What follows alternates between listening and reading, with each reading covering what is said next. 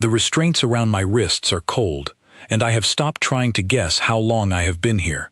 Counting hours only matters when you believe someone is coming. I do not believe that yet.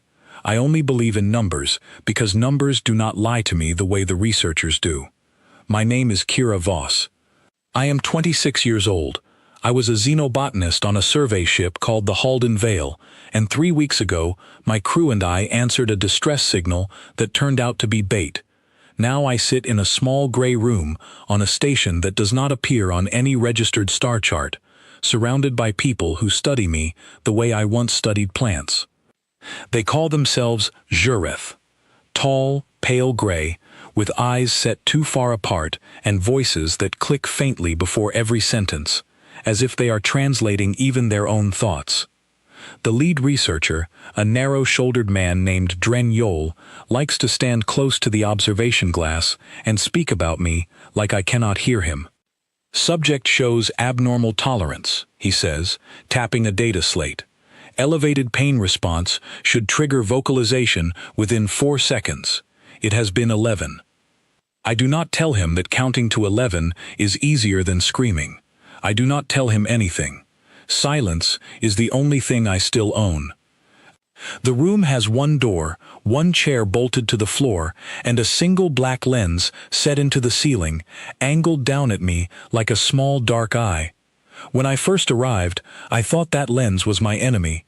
I thought it recorded everything so they could relive it later, the way some predators like to watch footage of a hunt. But somewhere around the second day, I noticed something strange. Every time Dren Yol reached for the tray of instruments, the lens shifted. Not much. A degree, maybe 2, just enough that its focus drifted toward the wall instead of toward me. I told myself I was imagining it. Exhaustion plays tricks on the mind, and mine had been awake for what felt like 40 hours straight. But it happened again the next day, and the day after that. Every single time something happened that I would not want remembered, the lens looked away. I do not know if a machine can choose to look away. But I know what I saw.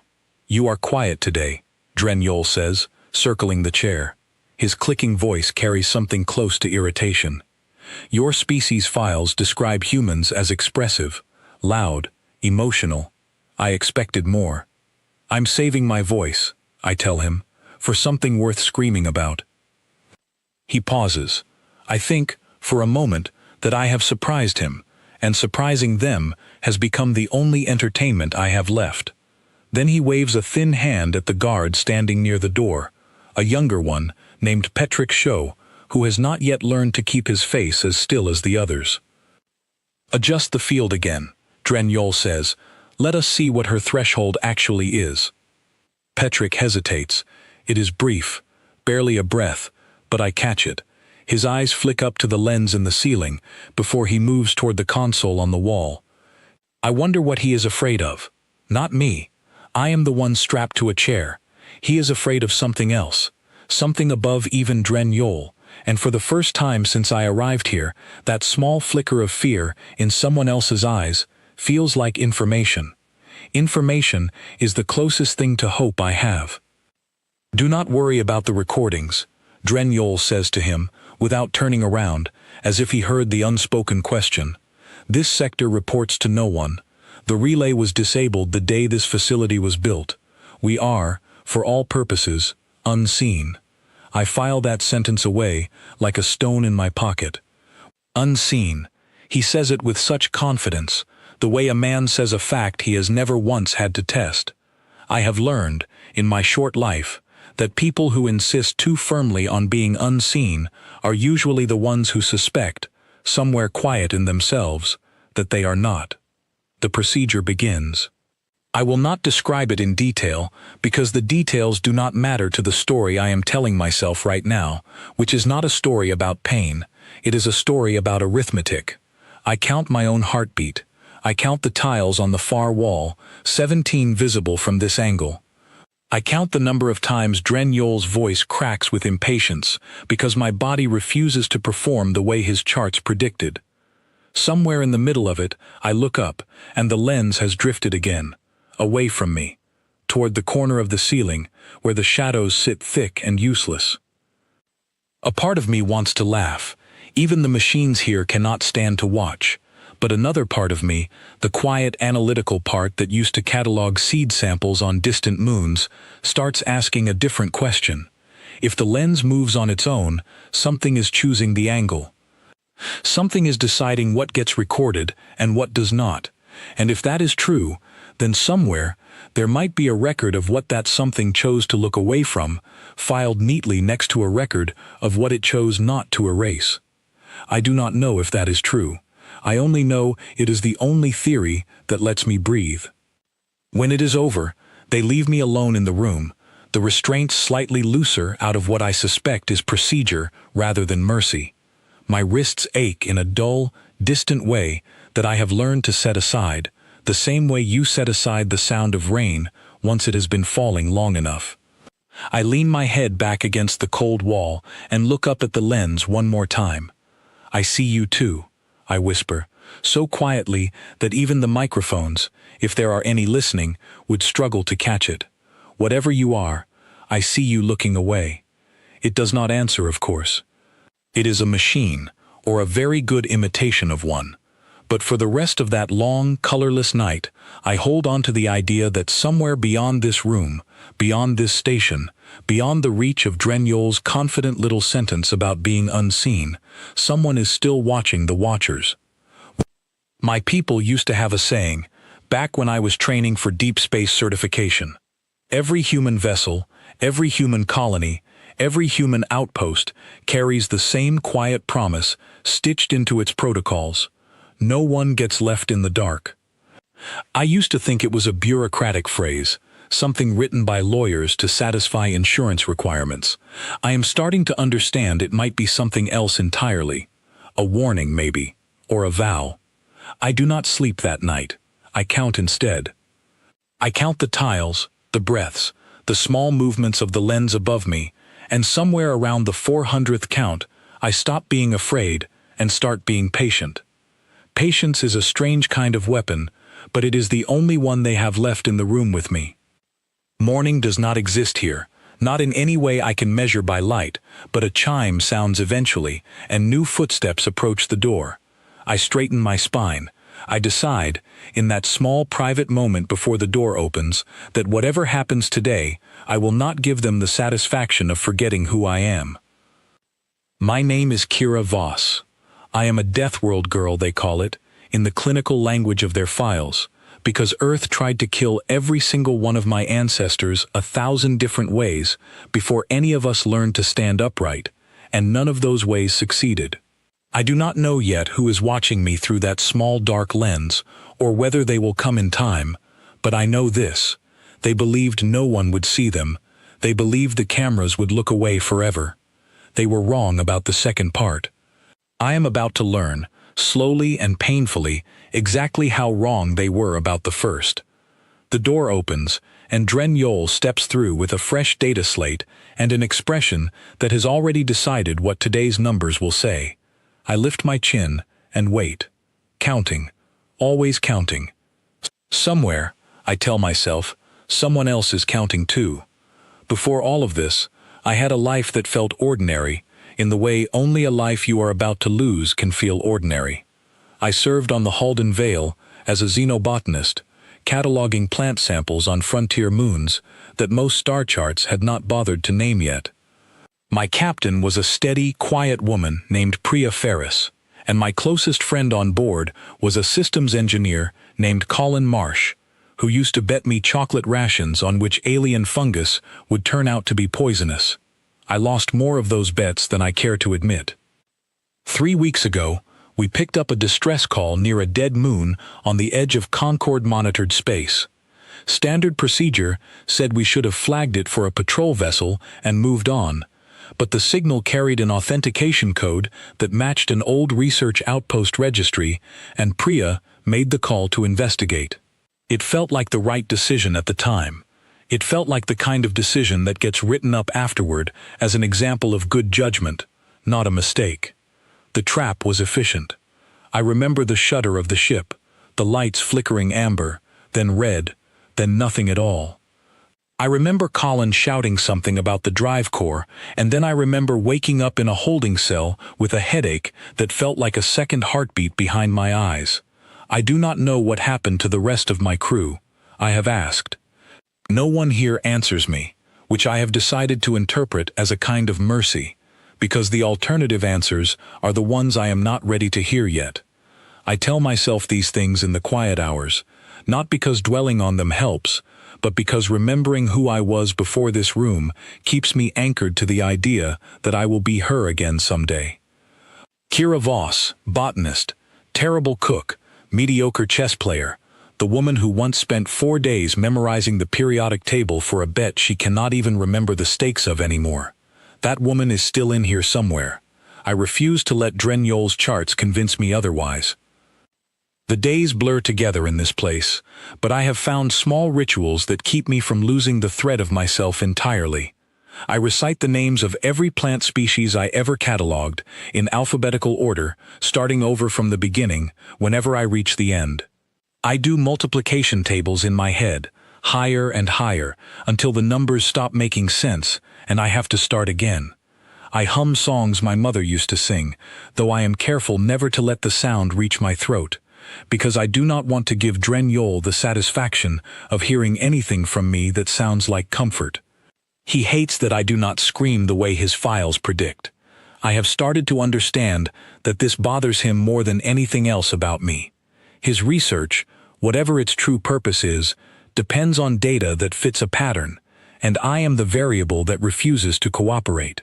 Every session, he adjusts something, changes an angle, tries a different approach, always chasing the reaction his notes insist should be there. Every session, I give him silence instead, or worse, from his perspective, I give him calm. Fascinating, he mutters one day, more to himself than to me, as he studies a reading on his slate. Cortisol levels are elevated, consistent with extreme distress, yet vocalization remains suppressed. This is either remarkable discipline or a defect in our translation of human physiology. Maybe it's neither, I say.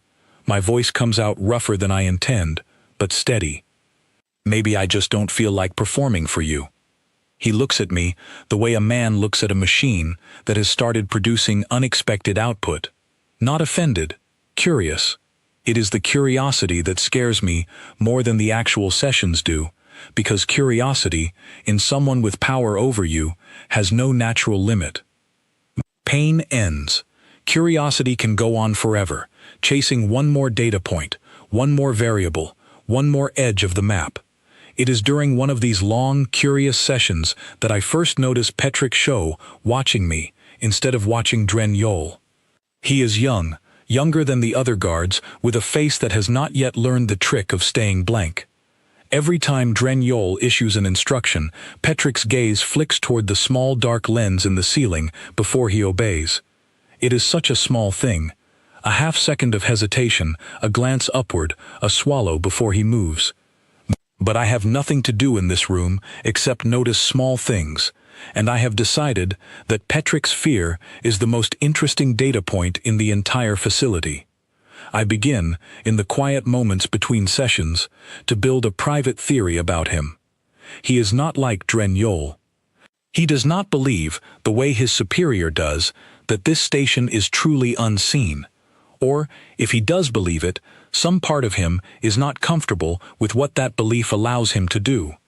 I decide to test that theory the only way I have available to me, which is to speak to him directly the next time we are alone in the room together. My chance comes on what I estimate is the 9th or 10th day, though I have stopped trusting my own count of days entirely.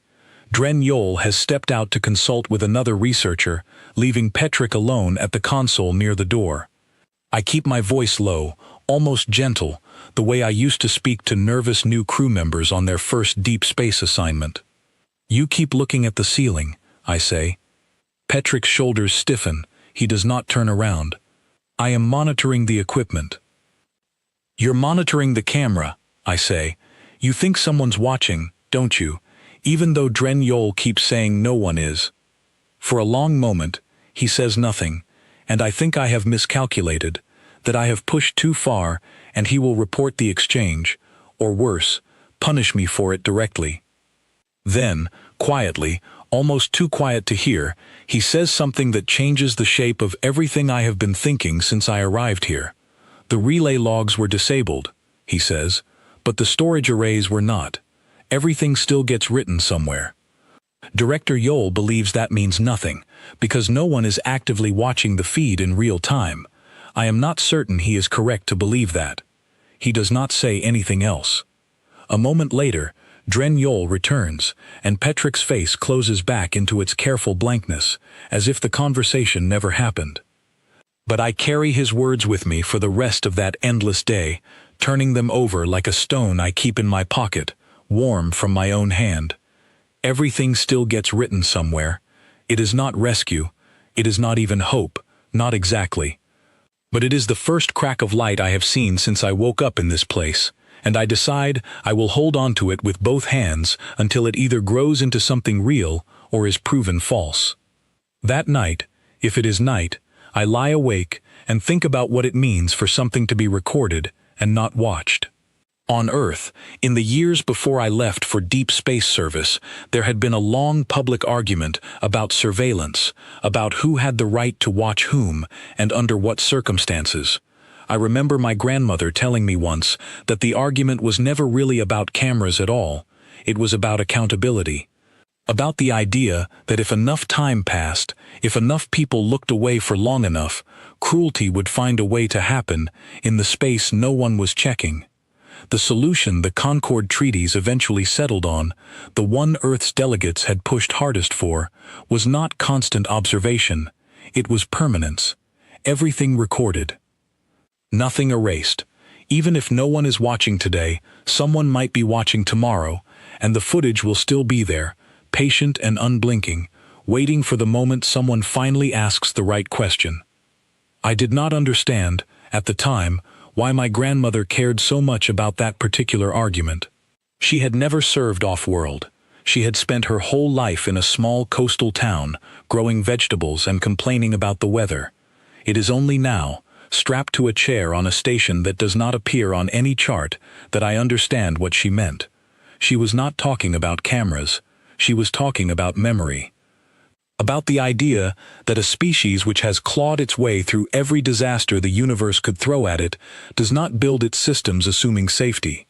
It builds them, assuming someone, somewhere, will eventually try to hurt one of its own in the dark, and it makes sure the dark is not as private as the person doing the hurting believes it to be. The next session with Dren Yol is worse than the ones before it. I will not describe the details, because they do not matter to the story of who I am becoming in this room, only to the story of what is being done to me, and I have decided that the second story does not deserve any more of my attention than necessary.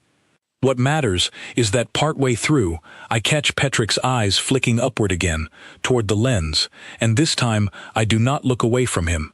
I hold his gaze for as long as I am able, and I try to make him understand, without a single word, that I have not forgotten what he told me. Everything still gets written somewhere. Afterward, alone again, I press my forehead against the cold wall and allow myself, for the first time since I arrived, a small and fragile shape of hope. Not hope that someone is coming. I am not foolish enough to believe in rescue yet. Just hope that somewhere, in a storage array Dren Yol has decided does not matter, a record of every single thing he has done in this room is sitting quietly in the dark, waiting. I think about my grandmother's garden, the rows of vegetables she used to tend with more patience than I ever understood as a child. She used to say that some seeds take longer than others to show themselves, but that did not mean they were not growing. I decide, in the flickering half-light of that endless room, that I am going to be patient the way a seed is patient. I am going to grow in the dark, quietly, invisibly, until the moment comes to break the surface. Dren Yol does not know it yet, but he has already lost. He believes he is studying a specimen that will eventually behave the way his charts predict, that eventually I will scream the way his research says I should. He does not understand that every session he spends chasing that data point is another session added to a record he does not control, Another entry in an account that is quietly accumulating weight somewhere beyond his reach. He thinks he is collecting evidence about Deathworld physiology. He is actually building the case that will be used against him. I do not know how long it will take. I do not know if Petrick will find the courage to do more than glance at ceilings and mutter half-sentences when his superior is out of the room. I do not know if the storage arrays he mentioned are truly beyond Drenyol's control, or if that is simply a story I have chosen to believe because the alternative is unbearable. But I know this: I am not going to break in the way they want me to break. I am going to remain exactly who I was before I walked onto this station, patient, stubborn, and quietly, carefully, counting. The chime sounds again, signaling the start of another cycle. I straighten in the chair as best the restraints allow and wait for the door to open. Whatever comes next, I decide, I will meet it the same way I have met everything else since I woke up here. Counting. Watching. Waiting for the moment the dark finally runs out of places to hide. My name is Owen Bright, and until the day everything changed, I spent most of my career doing a job that people rarely think about until it matters more than almost anything else. I am a monitoring officer for the Concord Oversight Division, stationed on a relay hub 3 sectors away from a small, unregistered research facility that most people would never have reason to notice. My job is not glamorous. I review flagged data streams, sort through anomalies, and forward anything unusual to the appropriate authority. Most days, the anomalies turn out to be nothing: a malfunctioning sensor, a misfiled report, a star chart error that someone forgot to correct. I had grown, over the years, comfortable with the idea that my job was mostly about patience, not urgency. That changed on a quiet shift when a routine diagnostic sweep flagged a storage array that should not have existed. According to the facility's registered documentation, the station in question, a small research outpost operated under a limited Dreth research charter, had no active recording infrastructure beyond basic environmental monitoring. But the diagnostic sweep found something else entirely. A secondary array, embedded deep in the station's original construction, still quietly logging data in a format that predated the current facility's official registration. It had not been maintained. It had not been checked. As far as the current staff were concerned, it should not have been recording anything at all. I want to explain, before I go further, why this mattered so much, because I think it says something important about how humanity chose to build its place among the stars. When Earth first joined the wider community of spacefaring civilizations, we were, by most measurements, weaker than almost everyone else at the table. We did not have the fastest ships. We did not have the most advanced weapons. What we had, instead, was a history, a long, brutal, complicated history of surviving a planet that had tried, in 1,000 different ways, to erase us before we ever learned to build a fire. Predators, plagues, ice ages, each other. We had learned, over hundreds of thousands of years, that survival depended on remembering, on keeping records, on refusing to let the truth of what happened to someone simply vanish because the person with power over them wanted it to. When Earth negotiated its entry into the Concord Treaties, our delegates insisted on clauses that other species found strange, even excessive. Redundant recording systems on every registered facility, built into the physical infrastructure itself rather than relying on active software that could be disabled remotely.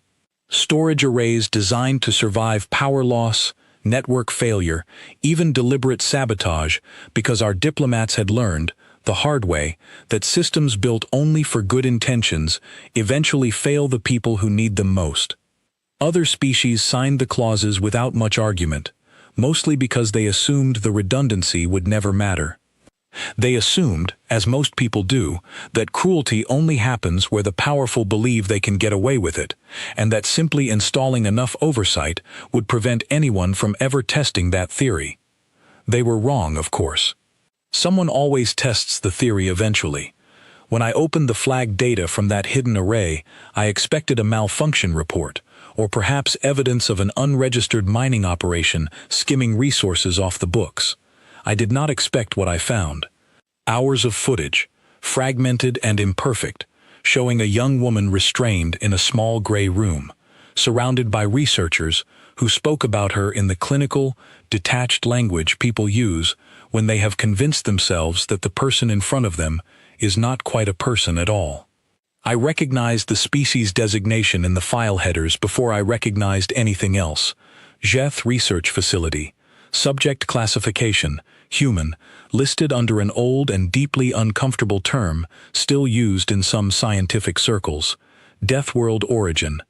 I sat with that footage for a long time before I did anything else. I want to be honest about that.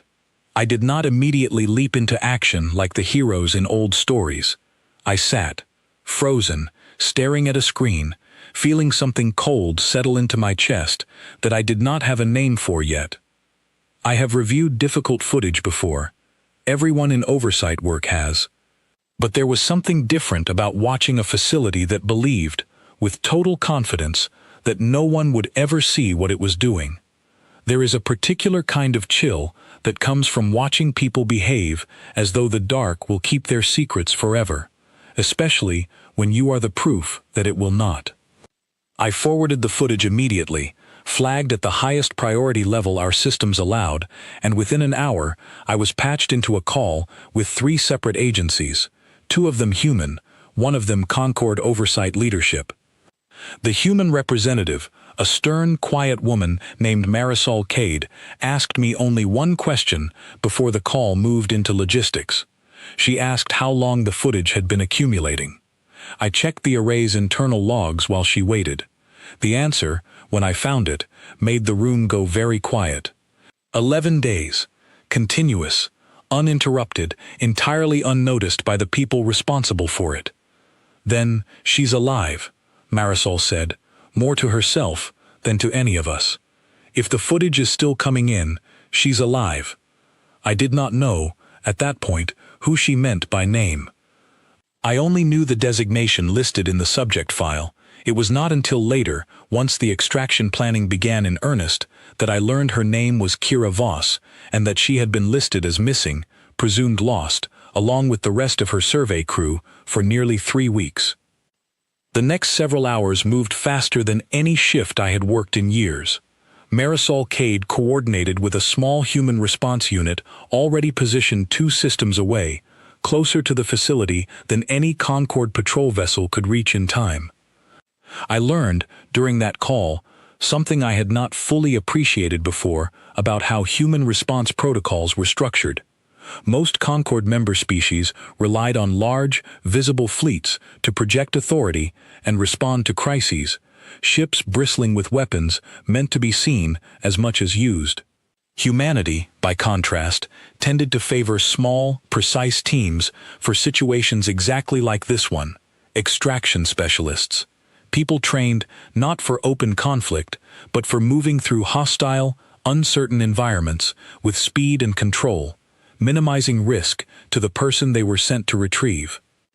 It is a philosophy question as much as a tactical one, Marisol explained to me, during a brief pause in the coordination call, while we waited for the response team to confirm their approach vector.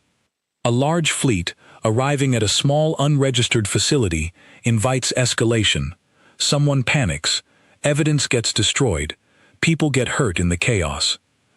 A small team, moving quietly and quickly, gives the situation the best chance of ending the way we need it to end. Clean, documented, survivable. I asked her, somewhat naively I think now, whether she was worried the facility staff would notice the team approaching and try to hide what they had done before the extraction arrived. She was quiet for a moment, before she answered. They already believe no one is watching, she said. That belief is the only advantage we need. People who think they are unseen do not prepare for the possibility of being found. It makes them slow. It makes them careless. It is, frankly, the single greatest mistake anyone can make when they decide to hurt someone in the dark. I kept reviewing the footage in the hours that followed, not because I needed to, but because I felt, in some way I could not fully explain, that someone should. That the least I could do, sitting safely in my monitoring station while a response team moved into position, was witness what had happened to her properly, carefully, so that when the time came to present the evidence, nothing would be missing, nothing would be softened or explained away. I watched her count tiles on a wall. I watched her recite what I later learned were the names of plant species, in careful alphabetical order, her lips barely moving, as though she were holding on to the words the way a person holds onto a rope over open water.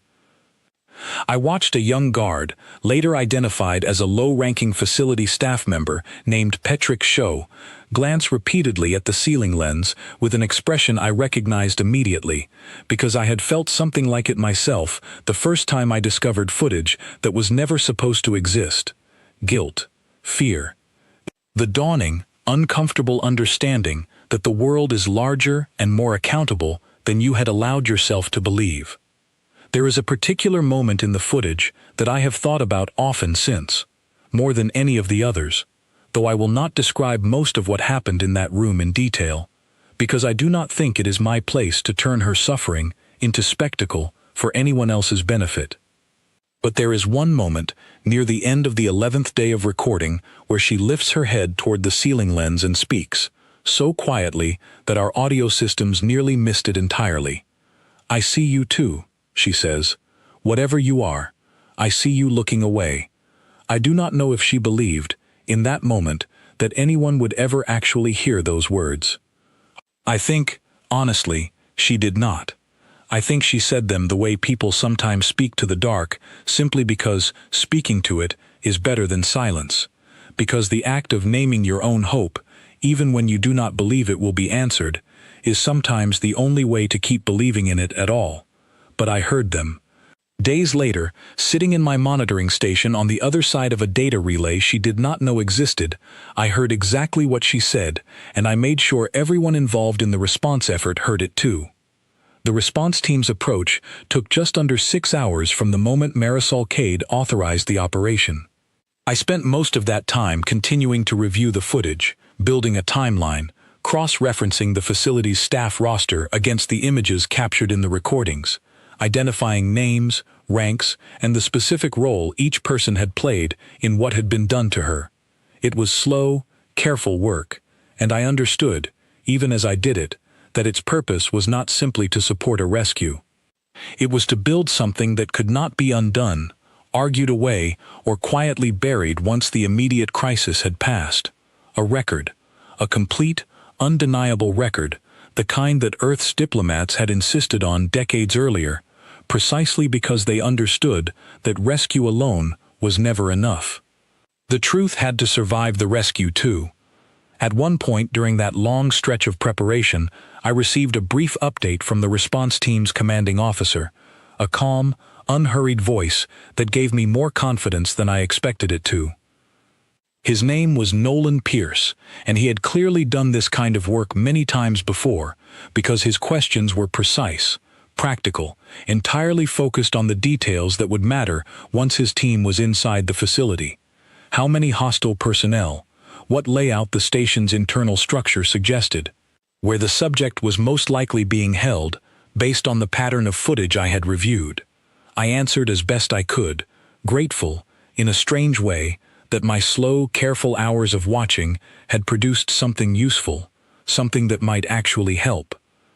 "She's been counting," I told him, near the end of the call, because it felt important to say, even though it was not strictly tactical information. In the footage, she counts things. Tiles, numbers, plant names. I think it's how she's staying steady. There was a pause on the line before Nolan Pierce answered. "Then she's steadier than most people would be in her position," he said. "That's good. That means she'll be ready to move fast when we get there." I did not know, at that point, exactly what would happen once the response team reached the facility. I only knew that the belief the facility staff had built their entire operation around, the confident, careless belief that no one would ever see what they were doing, had already begun to collapse, hours before a single member of the response team set foot inside the station. The cameras had not looked away forever. They had simply been waiting, patient and unblinking, for the right person to finally ask the right question. I stayed at my post through the final approach, watching the response team's status updates scroll across my screen, feeling the particular kind of helplessness that comes from being essential to an operation while also being entirely unable to affect its outcome directly. I thought about Kira Voss, counting tiles in a small gray room, unaware that 11 days of quiet, uninterrupted footage had already traveled farther than she could have imagined, into hands that were now moving, quickly and precisely, to make sure the dark finally ran out of places to hide. I thought, too, about my grandmother's stories, though I had no way of knowing, at the time, that Kira had been thinking about her own grandmother's garden in that same gray room, hundreds of thousands of kilometers away. It is strange, in hindsight, how much the two of us were thinking about the same idea, without ever having met. That some things grow slowly, quietly, invisibly, in the dark, and that this does not mean they are not growing. It only means that the moment they finally break the surface arrives all at once, sudden and undeniable, exactly when it is needed most. The final update came through just under an hour later. Response team has reached the facility perimeter, beginning extraction protocol. I read those words on my screen, and for the first time since I had opened that flagged data file, I allowed myself to believe, fully and without reservation, that Kira Voss was about to learn something the facility staff had never intended for her to learn. That the cameras had never truly looked away at all. They had simply been waiting for someone like me to finally look back.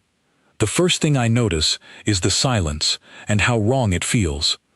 This station has a sound to it, a low constant hum of recycled air and distant machinery that I have grown so used to that I no longer consciously hear it, the way you stop hearing your own heartbeat after a while. But sitting in the chair, waiting for the next chime, waiting for the door to open the way it always does, I realize the hum has changed pitch. Somewhere deep in the station structure, something has shifted. Petrick notices it too. He is at his usual post near the console, and I watch him go very still, his head tilting slightly, the way a person listens when they are not sure yet whether they actually heard something or only imagined it. A moment later, the lighting in the corridor outside flickers, just once. Amber, then back to its usual pale white, and Petrick's hand drifts toward the comm panel on his wrist. "Report," he says quietly, and waits. Nothing answers. I do not know, in that moment, what is happening. I only know that something has changed, and change, in a place like this, has always meant something worse before. I brace myself out of habit, the way I have learned to brace for every new session, every new adjustment, every new attempt by Dren Yol to find the reaction his charts insist should exist. But this feels different. There is no clinical calm to it, no measured curiosity. There is only Petrick, standing rigid by the door, listening to a silence that clearly frightens him more than anything Dren Yol has ever ordered him to do. The door opens, but it is not Dren Yol who enters. It is another researcher, older, with a deep furrow between his eyes that suggests he has been running rather than walking. He speaks to Petrick in their own clicking language, low and urgent, and though I cannot understand the words, I understand the shape of the conversation immediately, the way you understand an argument in a language you do not speak, simply by watching the faces of the people having it. Something has gone wrong. Something they did not plan for. Something that has, in the space of a few minutes, turned their confident, unseen little station into a place suddenly full of fear. I sit very still and listen, cataloging every detail the way I have trained myself to catalog everything in this room. The researcher leaves as quickly as he arrived. Petrick does not follow him. Instead, he turns toward me, and for the first time since I arrived on this station, I see something in his expression that is not fear of his superiors. It is fear of what is coming, mixed with something else, something that looks almost like relief. "What's happening?" I ask him, keeping my voice low and steady, the same voice I used the day he told me everything still gets written somewhere. He hesitates only a moment before he answers. "Something has entered the outer perimeter," he says. undetected until it was already inside the station's defensive range. Director Yol believes it is a malfunction in our sensor grid. I do not think it is a malfunction. My heart begins to beat faster, though I keep my face carefully neutral, the same careful neutrality I have practiced through every session in this room. What do you think it is? I ask. Petrick looks at the ceiling lens, the same small dark eye that has haunted and comforted me in equal measure since the day I arrived. I think it is exactly what Director Yol has spent 11 days insisting could never find us, he says. I do not have time to ask anything else, because the lights in the corridor flicker again, longer this time, and somewhere down the hall I hear a sound I have not heard since before I woke up on this station. Footsteps, not the careful, measured footsteps of the Jreth staff, who move through their own facility with the quiet efficiency of people who have never once had to worry about being interrupted. These footsteps are different. Fast, precise, deliberate, the sound of people who know exactly where they are going and exactly how little time they intend to spend getting there. Petrick backs away from the door, his hand still hovering near the comm panel, though he no longer seems to know what he intends to do with it. I strain against the restraints, not out of any real hope of freeing myself, but simply because my body wants to move toward whatever is coming, the same way a plant turns toward light even before it understands what light is. The door opens again, and this time it is not a researcher. A figure steps through, dressed in dark, unmarked tactical gear, moving with the calm, unhurried confidence of someone who has done this exact kind of work more times than he could easily count. His eyes find me first, scanning quickly, professionally, checking for injury before checking for anything else. Then his gaze shifts to Petrick, who has raised both hands slowly, unprompted, in a gesture that needs no translation in any language. Kira Voss, the man says, and it is not a question. His voice is calm, steady, the kind of voice built for exactly this moment. My name is Nolan Pierce. I'm here to bring you home. I do not cry, though some distant part of me expects that I should. Instead, I find myself laughing, a short, disbelieving sound that surprises even me, because after 11 days of counting tiles and reciting plant names to keep myself from breaking, the sound of my own name, spoken by someone who has come to save me, feels almost too strange to be real. Took you long enough, I manage, and Nolan Pierce's mouth twitches, almost a smile, as he moves to release the restraints. We only found out you were here 11 hours ago, he says, working quickly and carefully at the locking mechanism. The footage came through a relay this facility didn't know still existed, 11 days of it. Every single session, Kira. All of it recorded, all of it sent, none of it erased. I go very still at that, my wrists finally free, my hands trembling slightly as the blood returns to them. 11 days, every session. I think of the small dark lens above me, the one I whispered to in the quiet hours, half convinced I was speaking to nothing at all. I see you too, I had said. Whatever you are, I see you looking away. It had not been looking away at all. It had simply been watching from somewhere Dren Yol never thought to check. They said no one would see, I say, my voice rougher than I intend. They were wrong, Nolan Pierce says simply, helping me to my feet. My legs are unsteady, but I refuse to let them buckle. Not now, not in front of Petrick, not in front of anyone who spent the last 11 days believing I would eventually give them the reaction their charts predicted. Can you walk? I can walk, I say, and I mean it, even though every part of my body argues otherwise. We move through the corridor together, Nolan Pierce, keeping one hand near my shoulder without quite touching me, the way someone moves beside a person they are ready to catch but do not want to treat as though they have already fallen.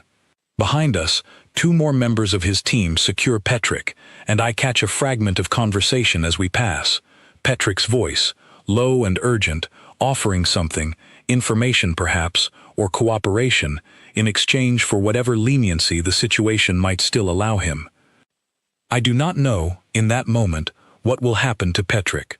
Some part of me, The part that remembers his hesitation, his half-spoken warning about storage arrays and permanent records, wants to believe he deserves a different fate than the one waiting for Deathworld. But I am too tired, too raw, too focused on simply putting one foot in front of the other to spend much time weighing that question yet. It is a problem for later. Right now, there is only the corridor, and the sound of Nolan Pierce's steady footsteps beside mine, and the growing, disbelieving certainty that I am actually leaving this place. We find Deathworld near the facility's central operations room, flanked by 2 more members of the extraction team, his data slate still clutched in one thin hand as though it might somehow protect him. He looks smaller than he did in the observation room, stripped of the clinical authority he wore so easily when I was the one strapped to the chair. His clicking voice, when he speaks, has lost its earlier confidence entirely. This facility operates under a limited research charter, he says, directing the words at Nolan Pierce, though his eyes flick briefly to me, then away, as though he cannot quite decide where it is safe to look. You have no jurisdiction here. Whatever you believe you have found, I assure you, there has been a significant misunderstanding.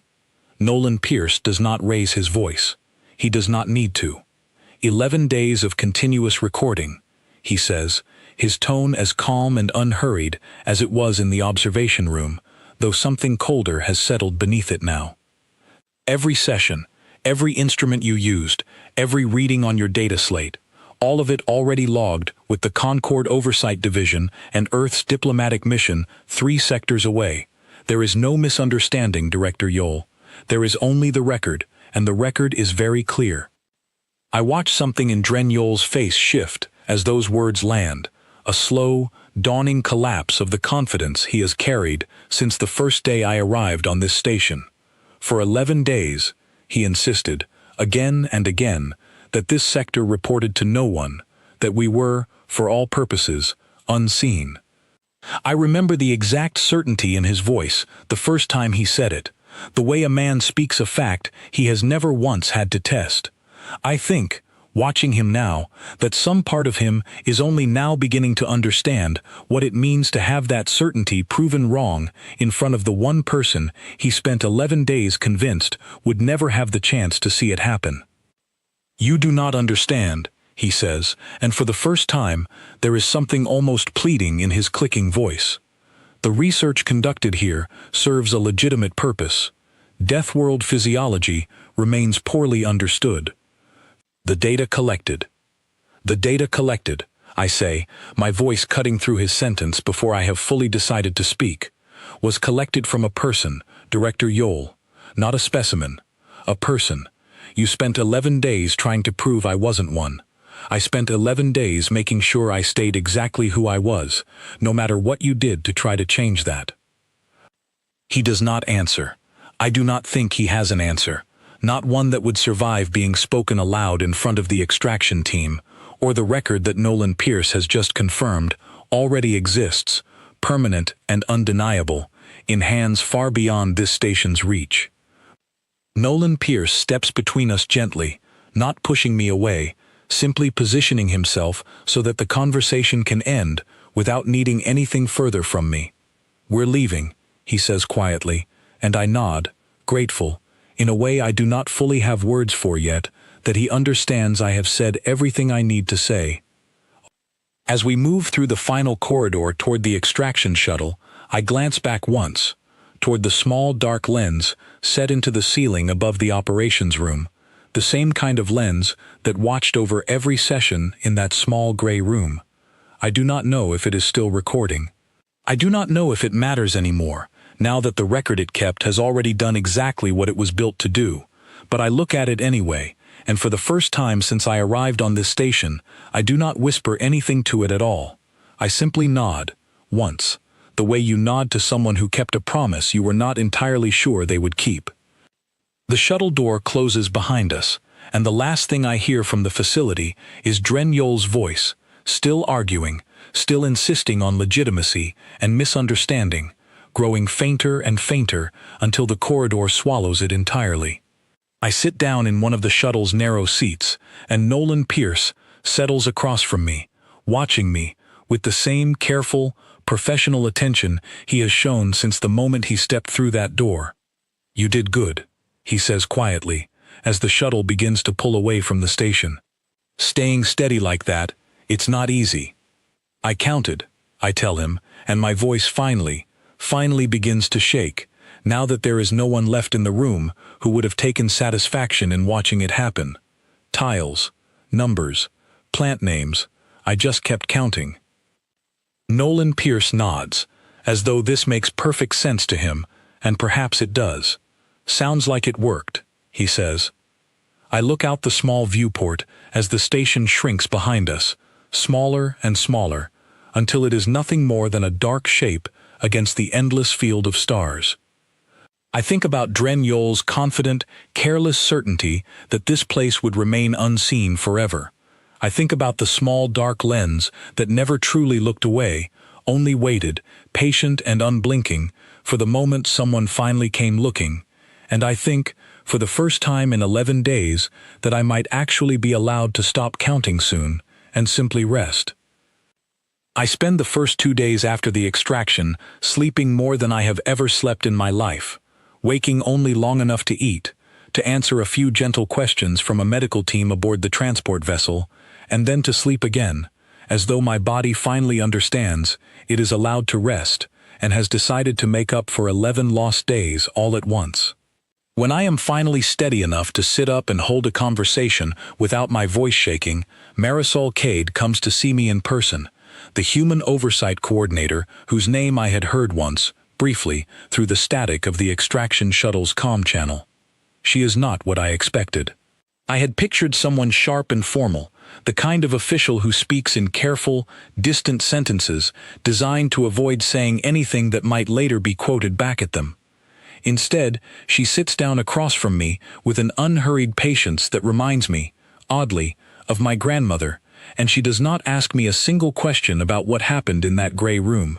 Not yet. Instead, she asks about my crew. Colin Marsh and Priya Ferris are both alive, she tells me, and I feel something in my chest loosen that I had not realized was still clenched so tightly. They were recovered from a separate holding location 2 days ago, closer to the original ambush site. Both are recovering well. They have been asking about you constantly. I do not cry, not exactly, but something close to it happens behind my eyes, a hot pressure that I let sit there without trying to force it back down, the way I forced everything down, for 11 days in that room. Marisol waits, patient, unbothered, letting the silence be whatever it needs to be. "You'll be able to see them soon," she says eventually. "But first, I need to ask if you're willing to talk about what happened. Not for me, for the record, for what comes next." I think about that question for a long moment, turning it over the way I used to turn over Petrick's half-spoken warning, weighing its weight before I decide what to do with it. 11 days ago, I would have said no, or perhaps I would not have had the strength to say anything at all. But something has shifted in me since the shuttle door closed behind Nolan Pierce, and I watched that station shrink into darkness behind us. I am not the same woman who woke up strapped to that chair, and I am not entirely sure yet who I have become instead, but I know this much. I am not going to let Dren Yol's confident certainty about being unseen turn out to be even partially true, not in any way that matters. "I'll talk," I say, "all of it, whatever you need." Over the following days, I give a full account, not just to Marisol Cade, but to a small, careful team assembled specifically to build the case against the facility and everyone who worked within it.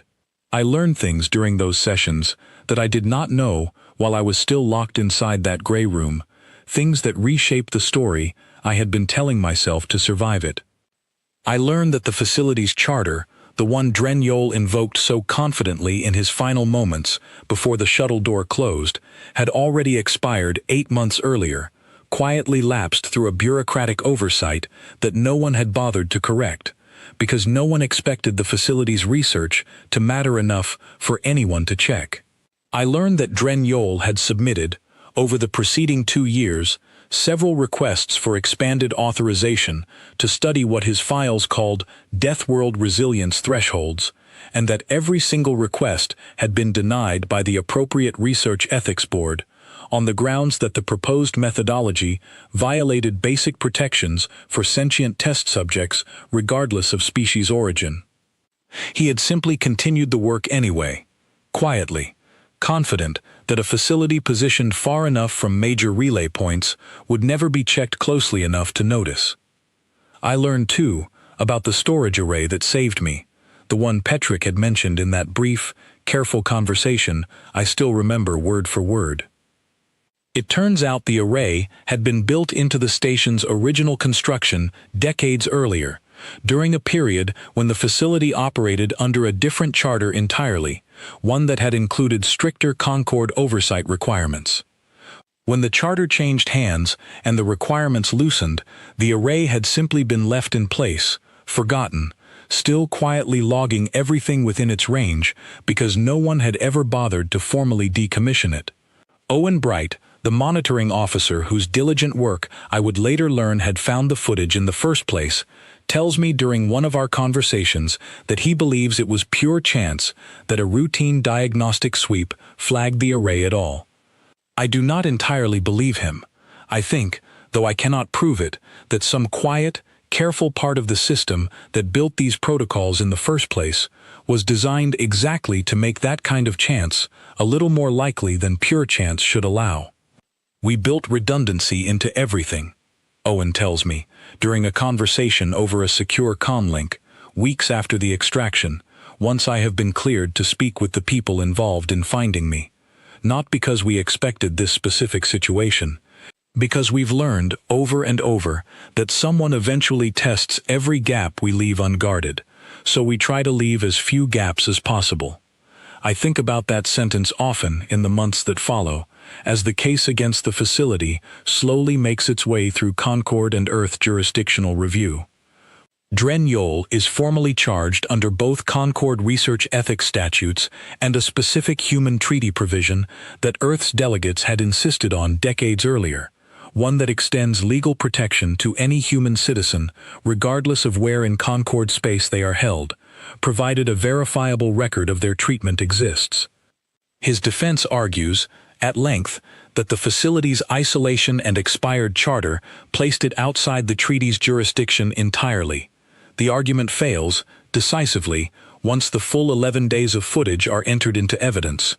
The facility's research license is permanently revoked. Dren Yole is removed from all future research authorization on any Concord-registered world, a sentence that, I am told, effectively ends his career entirely. Petrick Show's case unfolds differently. I am asked, at one point, whether I wish to provide a statement regarding his conduct, and I take longer than I expect to decide what to say. In the end, I tell the truth, all of it, including the moment he told me that everything still gets written somewhere, and the moment his eyes flicked toward the ceiling lens with something that looked, even then, like the beginning of conscience. I do not know whether my statement changes the outcome of his case significantly. I am told, eventually, that he receives a reduced sentence in exchange for full cooperation with the investigation, along with a permanent restriction from any future research or detention facility work. I do not know if that is justice. I only know that it feels to me like the right kind of complicated answer to a question that never had a simple one. Colin Marsh and Priya Ferris meet me at a small transit station 3 weeks after the extraction, and I do not remember much of the reunion clearly, only that Colin cried before I did, loudly and without any embarrassment at all, and that Priya held onto my shoulders for a long moment before she said anything, as though she needed to confirm with her own hands that I was actually real before she trusted her voice to work properly. We do not talk, that day, about what happened to any of us during those 3 weeks apart. There will be time for that later, slowly, carefully, the way most difficult things eventually get talked about between people who trust each other enough to wait. I return to Earth briefly, months later, once the legal proceedings have concluded and I am cleared for extended leave. I visit my grandmother's garden, the one she still tends despite her age, despite my repeated gentle suggestions that she consider hiring help. She does not ask me many questions about what happened. She simply hands me a trowel and puts me to work turning soil beside her, the way she used to when I was small, and we work in comfortable silence for most of the afternoon, until she finally speaks. "You always did like counting things," she says, not looking up from the row of vegetables she is tending. "Even as a little girl, counting steps, counting stars, counting how many bites it took to finish your dinner. It helped," I tell her. "In there, counting helped me stay myself." She nods, unsurprised, as though this is exactly the answer she expected. "Your great-grandmother used to say something similar," she says, "about the war she lived through, before you were born. She said the ones who survived the worst of it were usually the ones who found something small and steady to hold on to. A number, a prayer, a name. It didn't much matter what it was, so long as it was theirs, and no one could take it from them." I think about that conversation often, in the years that follow, as I slowly return to something resembling my old life, though I am careful never to pretend I have returned to exactly the person I was before. I go back to deep space service eventually, though it takes longer than I expect, and I choose, deliberately, to specialize in a new area of study alongside my original field, something that did not exist as a formal discipline until relatively recently: Deathworld resilience research, properly conducted, ethically governed, built around consent and dignity rather than confinement and curiosity.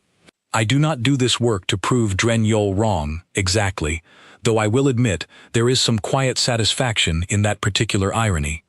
I do it because I understand now, in a way I did not fully understand before, why my grandmother cared so much about that old argument regarding cameras and accountability, and the dark. Somewhere out among the stars, on stations and outposts I will likely never visit, there are still people who believe, with the same confident carelessness Dren-Yol once carried, that isolation means invisibility, that distance means safety from consequence, that a dark enough corner of the map will never be checked closely enough to matter. They are wrong, all of them, though most of them will not learn how wrong until the moment their own quiet storage array gets flagged by someone like Owen Bright, patient and thorough, doing a job that most people never think about until it matters more than almost anything else. I keep, in a small drawer in my quarters, a printed record of the exact moment Nolan Pierce stepped through that door and said my name for the first time since the ambush. I do not look at it often, but I know it is there, the same way I once knew, without proof, that the small dark lens above me was not looking away forever, only waiting for the right moment to prove exactly how much it had seen. They believed no one would see them hurting the Deathworld girl. They believed the isolation of that small, forgotten station made them safe from every promise Earth had ever written into its treaties, every redundant system, every stubborn insistence on permanence that other species had signed without fully understanding why it mattered so much to us. They were wrong about all of it, and I have come to believe, in the years since, that this is not an accident, not a lucky coincidence born from one overlooked storage array. It is exactly what my species built, deliberately, patiently, out of a long and difficult history of learning that survival depends on refusing to let the truth disappear simply because someone with power wanted it to. The cameras did not look away forever. Nothing built by people who remember what it means to be hunted ever truly does. Somewhere, quietly, patiently, the record is always still being kept, waiting for the moment someone finally comes looking, and I have learned, in the most difficult way possible, that eventually, someone always does.